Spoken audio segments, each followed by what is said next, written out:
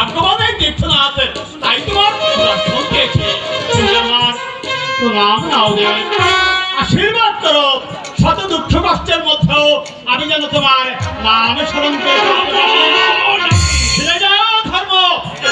ব্রাহ্মণ রাজা হরিশ্চন্দ্র রাজত্ব, এখানে তোমার প্রভাব তুমি বিস্তার করতে পারবে না।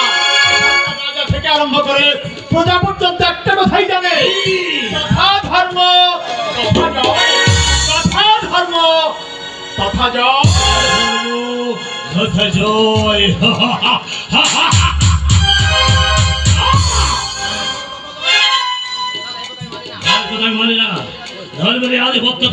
আমি কিছুতেই স্বীকার করি না। তুমি স্বীকার না করলেও সৃষ্টির সূচনা থেকে আরম্ভ করে এই পর্যন্ত জগতের জীব ধর্মের আধিপত্য মেনে আসছে। দেবতারা ধর্মকে শ্রেষ্ঠ আসন দিয়েছে, এমনকি সৃষ্টিকর্তা ব্রহ্মাও ধর্মের উপর আস্থা স্থাপন করে। সত্যবাদিত্ব যদি জগৎ জুড়ে থাকে তাহলে সৃষ্টিকর্তা আমাকে সৃষ্টি করছে না। আমার ওই একই প্রশ্ন, সৃষ্টিকর্তা আমাকেই বা সৃষ্টি করেছেন কেন? ধর্মের জীবন সঙ্গিনী কুমতি সুন্দরী সম্বাদে কুমতি তোমাকে তো ভাগবত মনে হচ্ছে। রাখো না, আমি যে সংসারে প্রবেশ করি প্রথমে তারা আমাকে সাদরে বরণ করে নেয়, আমার ইঙ্গিত মতো চলে, আমার কথা মতো কাজ করে, আর আমিও থাকি মহাসুখে। কিন্তু যখনই ওই সংসারে এই ধর্ম আর ওর সহধর্মী সুমতি আশ্রয় নেয়, তখনই সেই সংসার থেকে তারা আমাকে দূর দূর দূর তাড়িয়ে দেবে।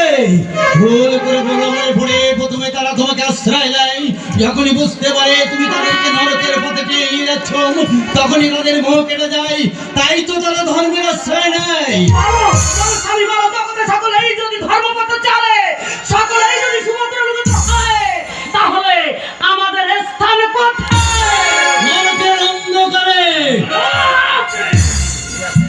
নরকের অন্ধকারে যদি থাকতে হয়, ওই গুহা থাকেই আমাকে নরক পরিচালিত তার জন্য তোমাকে বহুদিন অপেক্ষা করতে হবে। অধর্ম দিন নয়, যুগ সত্য ত্রিতা পার অবসানে কলির শেষ প্রান্তে।